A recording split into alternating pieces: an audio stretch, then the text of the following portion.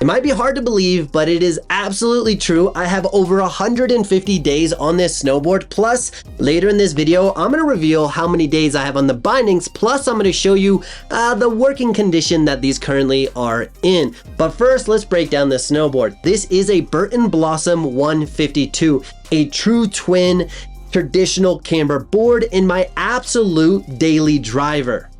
I first unboxed / set up this board for summer camp. I host an adult summer camp, so more information down below. But this board was used in June and July at Mount Hood, which is actually a glacier. So the morning conditions are going to be a bit more firm. And then the midday to afternoon, it gets absolutely slushy. So I'm definitely having a lot of different conditions. Plus, when you go to Mount Hood, there is some volcanic rock that you may encounter. So you definitely have to try to dodge the rocks and keep your board in working condition. But I got about 20 days in the summer riding this board. Then I immediately flew from Oregon to New Jersey to go ride Big Snow, which is a indoor snowboard place that is absolutely amazing. I go there every year, and I put in another 7 days there. So before even starting the Northern Hemisphere season, I had 27 days on this board. After that, I started snowboarding on my birthday, which is going to be October 30th. I have pretty much rode from October 30th all the way to March, we're in now, and I skipped only 4 days of riding, and I did not ride any other board during that time. This season, I've snowboarded so much, but I put out so much content to try to make you as awesome as possible. So I wanted to take a second and just give you a little behind the scenes of the equipment that I'm using. First, I'm using the Insta360 X3, and this is a camera that I can literally film myself. So no need of a filmer, no need of a friend. I can literally go get the shots. If it's a powder day, a park day, whatever it is, I can just hold the camera, hold a pole, and just go snowboard, and then it's gonna get the shot. But the best thing is it's filming 360 degrees, so no matter what, where I point the camera, I'm gonna get the shot. And my number one recommendation when using the camera is shoot in video mode and make sure that you're shooting the highest resolution possible. I shoot in 5.7K, and then when I export, I'm exporting in ProRes because I want the highest quality video so that you can just literally see it and be able to study the movements that I'm doing on the snowboard, because again, the goal is to make you as awesome as possible. And if you're looking for a whole nerdy video on how I use the camera, check out the link below because I have a whole video dedicated to my workflow and how I use this camera. But if you're interested in picking up the Insta360, I got a special offer, and that is 11% off a free selfie stick, which goes invisible, pretty awesome, plus the snow bundle. And it all happens if you use the link down below, and then it's automatically gonna go to your cart. All you gotta do is click the button, add it, boom, and you're done. Now that's a little bit behind the scenes of how I film. Now let's get back to the snowboard breakdown. For the Northern Hemisphere season, I was riding early season conditions at Keystone for approximately 35 days. What we're gonna see there is a lot of man-made snow, a lot of rocks on the side of the run, a lot of variable condition, plus we're gonna be riding a little bit of park. They did have some rails, some jumps, early season, everything super small. After that, I went and rode Copper Mountain. Once they opened their medium and large line jumps, I primarily rode Copper the rest of the season. At Copper, I'm going to be riding some of the back bowls, which includes 3 bears chairlift. And during that, I'm going to encounter some variable conditions back there, which would include some stumps, some ice, some rocks, and a little bit of everything. After that, then I ride a little bit of powder when the powder comes. So obviously we're going to be dipping into the trees for that.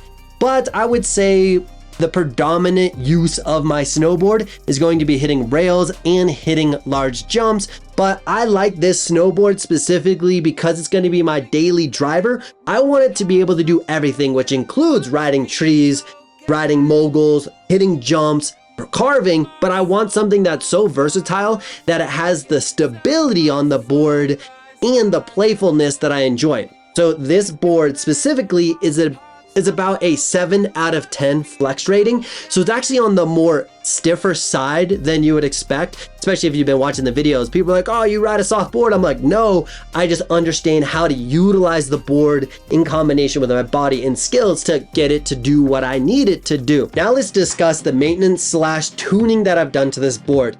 Now, I originally rode this bone stock, no tune, except for I detuned the contact points once I first got to Oregon, but as soon as I got to Colorado, I did go to Gravity, not sponsored, local shop, did do a great job, but I did do a 2-degree base bevel, and then I added a 2-degree side to make it 90 degrees. But the benefit of that, as I'm sliding a rail, if I have 2 degrees slant, then essentially I have more room for error without catching an edge on rails. So I initially set up the board at a 2-degree and a 2-degree so that I have a little bit of a sharp edge. And then of course I detuned the contact points once again.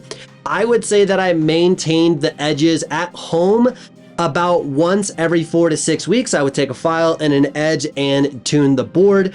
I have not gone back to the shop to have them do it. I've just been doing it at home over and over. As far as waxing, I've experimented with something new, which is going to be a waxing probably every 3 months. So I've just been experimenting with, okay, what happens if I don't wax all season versus I wax? I traditionally wax a lot. This year, just trying something new. And I've noticed that for 90% of the time, my board handles just fine in those variable conditions. I'm not super slow. Sometimes when the temperature is super low or it's really cold, the snow is a lot more abrasive, and I will notice that my board is a bit slower than I would like. And those days I definitely should have been more preemptive to wax my board, but I've waxed my board a total of 4 times this entire season out of 150 days. So as far as maintenance, that's all I've done. Now let's discuss the base. So I have a couple scratches, as you can see here. I actually got these big scratches, these 3, at Oregon in the summer because there's so much volcano rock that just pokes out, and every day you snowboard, it could melt 6 to 12 inches. So what was fine the day before is no longer fine, so you have to be very cautious. And I did run over a couple of rocks because I didn't really pay attention. So I got a couple scratches. Other than that, I do have a lot of micro scratches. I do have some scratches from riding variable terrain, some rocks that are going this way. A lot of this diagonal scratches is going to be riding moguls, and the belly of the mogul has some rocks in them, especially early season, and I'm trying to slow down, so I'm going to get these diagonal scratches. I'm also going to get a lot of scratches down the line, which is mostly from early season when we have a lot of rocks exposure, and then you can see that the edges are actually in pretty good shape. I do have a little bit of base that was kind of pulling through or being exposed through the actual base, and I took a file and detuned that, so I guess there was a little bit more maintenance. And then me not having to sharpen my edges all the time, the thickness of the edges are actually doing great, pretty phenomenal. I have a little bit of cracked edges, which is going to happen especially when you do a lot of freestyle stuff, because your board is going to flex significantly, especially in cold temperatures, can definitely do some challenges or do some damage to the edge. So I do have a couple cracked edges. Other than that, the edges are not impacted. It's definitely scratched, but it's still holding in there. It's doing an incredible job, especially with as many days as I have on this board. With all these micro scratches, what I could do is go to a shop and get a base grind. My personal opinion is all these scratches probably slow me down 3 to 5%. I'm not a scientist, I'm just speculating, guessing. 3 to 5%. Honestly, after a week of riding like that, or even a couple hours of riding like that, your body and your mind is going to adjust. So I'm not so particular on just making sure my board is perfect, because I'm just naturally going to adjust or adapt to it. So I just ride it as is. Plus, I like to save a couple dollars and put that somewhere else, which would be probably like editing a YouTube video or hiring a editor or something.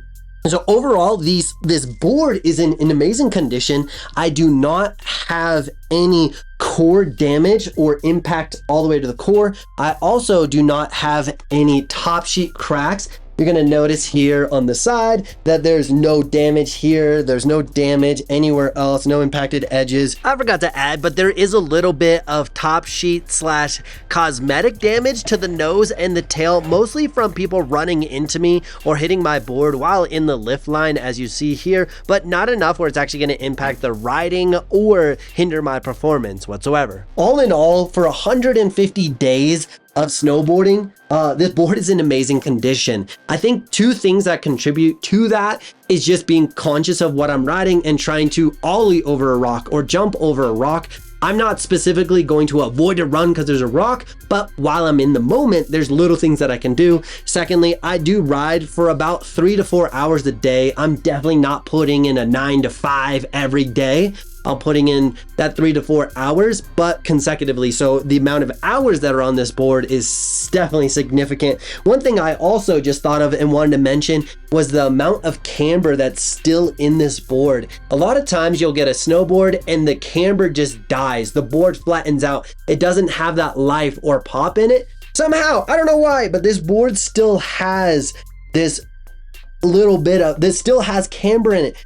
And I am a big fan of camber, especially when I want to do a flat ground 360 or ollie a small tree or child, who knows what it is. But having the life still in the board has been super awesome. And just to clarify, I'm not sponsored by Burton. I've done some deals with them, but I'm not like sponsored, not contracted. They're not paying me to say good things. I'm just giving you a true representation of what I'm riding. So definitely been really stoked on this board. Now let's dive into how many days that I have total on these Burton cartels. On my boots, I do ride a size 8 boot. Therefore, I'm able to size down my binding and get a size small. So Burton cartel size small. Now let's calculate exactly how many days I have on this binding. So we got these bindings January 1st, rode all the way to April 30th, which is approximately 120 days.